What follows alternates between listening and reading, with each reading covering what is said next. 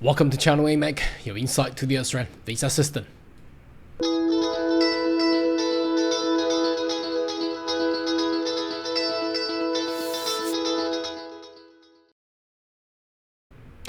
Good day everyone, my name is Carl Young, your online YouTube visa consultant. Are you interested about Migrate to Australia? Why don't you consider to subscribe to my channel and turn on the bell on the side. So once we have all the updates and news, you'll be the first one getting all the insight. Now today's video, despite there's not much of policy updates this week, or it has already all been updated, I would like to enter a topic that I have been long thought in regards to migrants. Now that including international students as well. As a migrant myself, I've migrated over through a pathway of international student since 1993 and 94. All the way grew up in Australia. Obviously, most of my adult life happened and grew, cultivated in Australia. Now, as many of you and all my viewers, has been a lot of mental or psychological thoughts, whether what your decision to actually come or already arrived living in Australia was the correct decision of your life. I think that's the mystery of all the migrants, even for even if you're a second generation or third generation. This question actually comes to all the Australians and all the migrants over and over again, and that is exactly why it has been widely debated politically by all the government and policies. Well, basically we know that Australia is the sixth largest continent. It has a very few population in comparison to the landmass. Requirement of getting migrants is obviously key, and they have done it for the past 200 years. So in the recent years, now obviously we have just gone through a pandemic. I believe that everybody will have the same question: is it the right decision? No, not even just Australia. If you want to migrate, all your friends, you're thinking about it, clicking into this video, thinking about migrating to USA, migrating to Canada, UK, Europe, anywhere else apart from your home country, your original home countries, you would have gone through that thinking process in your mind. And that is something that I wanted to create a specific series of videos, and I welcome that all my viewers and friends, if you have any aspect of life, for example, should I actually conducting work overseas, or should I really study this philosophy, or what sort of courses, and should I really get my kids to go into school? What age of school should the kids be enrolled and come study overseas or abroad? And all these thinkings and matters is all surrounded the central of this channel.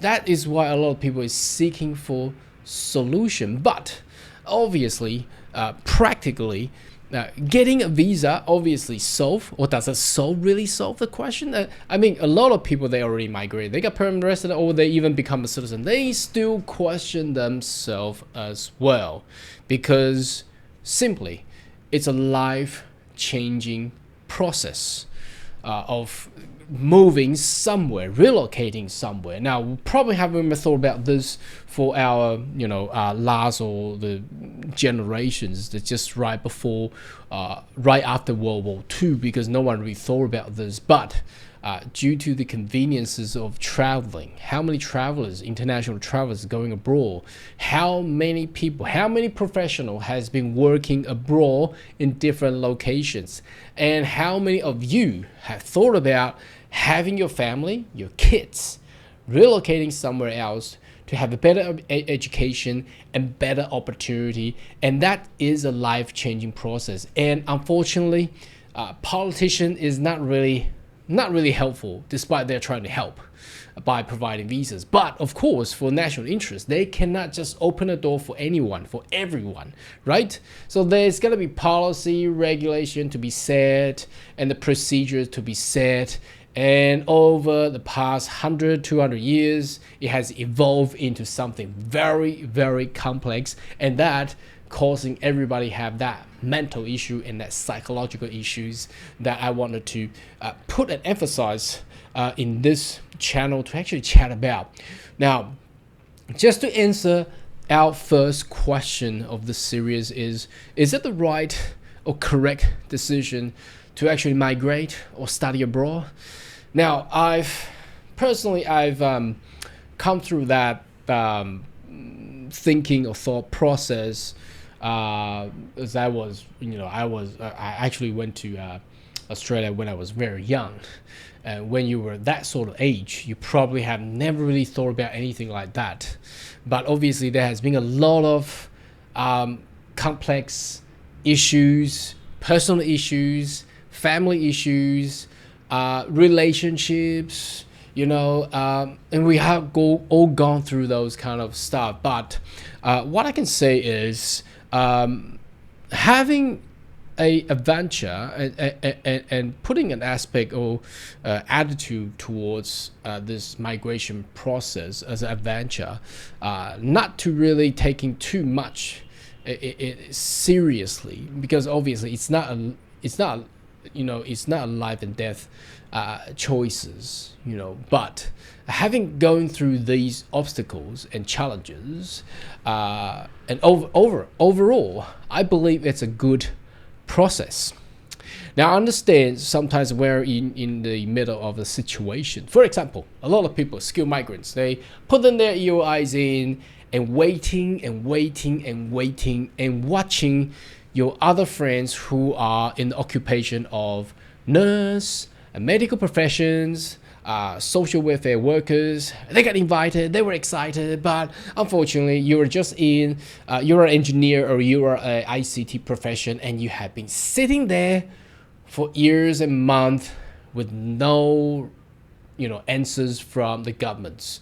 You feel really those frustrations.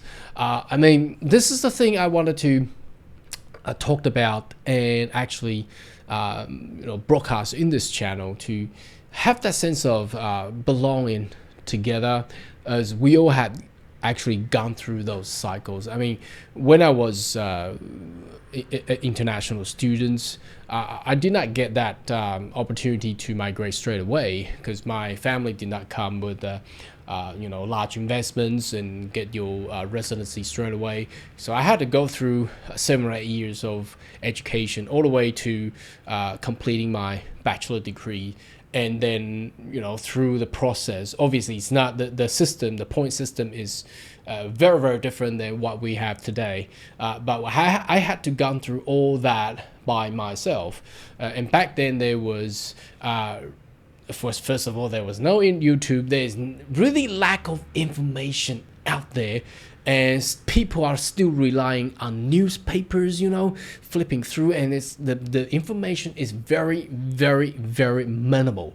Not like today. You can search on website, you can put on the YouTube, and a lot of people explain stuff. But back then, it was really difficult. Trust me. Despite that, comparing the migration system and the visas back then and today, it may seem easier, but for us back then to access information was much harder. You had no one actually to talk to, and there's a limited number of migration agents. You don't even get to know who is actually better. There's no comparison system out there because the information is just so limited back then. So that was my personal experience. Well, was I frustrated? Not really. Not because I have migrated easily. It's because I never really had that thought of putting a long term. Sometimes, obviously, having a plan is better than no plan. But in lifetime, I mean, of my experiences, I may be wrong, but sometimes no plan is better than having a plan, because the plan never get into the plan. So having no plan, you actually feel much better there. So anyhow, I would like to start a series of videos in the coming month and years, just to discuss more in regards to this side of matter, which is more centralized in the area of how everyday lives and how you feel about the frustration that you actually have. And I welcome that all the viewers, if you have any aspect you feel really difficult, you want to share with us, you may leave your comment right down below. We can always talk about it. I've come across thousands and thousands of friends and applicants. I've seen a lot of information, a lot of background informations, and how people actually suffered, and how I walked through, not actually walking through with them, but helping them through the process. Some people waited for years to actually get the visas. Some people didn't get a visa, but they end up with better life as well. Anyway, should you have more question query, more than welcome to leave comment right down below. And I see you next video. Goodbye.